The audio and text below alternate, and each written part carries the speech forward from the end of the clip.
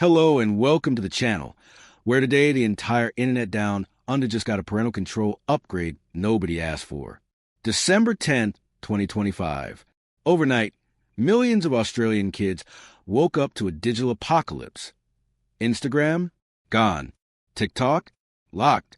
Snapchat streaks? Dead. YouTube logged out. Reddit suspended. X silenced. For anyone under 16, the 10 biggest social platforms just vanished behind a government-mandated age wall, turning Australia into the world's first nation to completely ban kids from mainstream social media. No other country has ever gone this hard, this fast. And right now the entire planet is watching to see if this radical experiment saves a generation or just pushes them straight into the unregulated dark corners of the internet. This is the story of the world's biggest social media blackout, how it happened, who's fighting back, and whether it's actually going to work. It all started with one sentence from Prime Minister Anthony Albanese last year. Social media is doing harm to our kids, and I'm calling time on it. Fast forward 12 months of furious debate, and Parliament passed the Online Safety Amendment Bill with bipartisan support that shocked even the politicians. Starting today, any platform that lets users post publicly or message strangers must block under 16s or face fines up to 50 million Australian dollars per breach.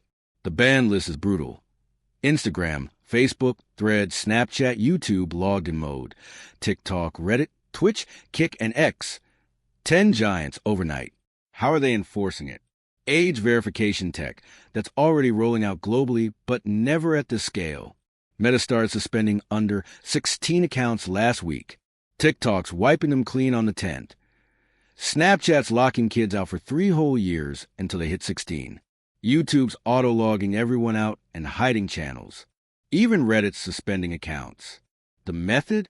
A mix of facial age estimation from live selfies. Yope says 99.9% accurate without storing biometric data. Government ID checks or parental verification. No ID? No problem for the companies. They just have to show reasonable steps or eat the fine. The government's victory lap is already in full swing. E-Safety Commissioner Julie Immingrant says the goal isn't perfection. It's sending a message. Childhood happens offline. Albanese told ABC, it won't be perfect, but it's the right thing to do for society. They're promising to measure everything. Sleep rates, antidepressant prescriptions, book borrowing stats, even how many kids are playing outside.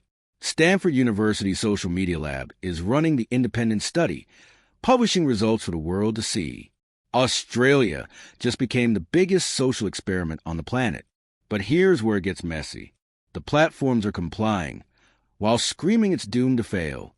TikTok says kids will just lie about their age on new apps. Meta calls it security theater.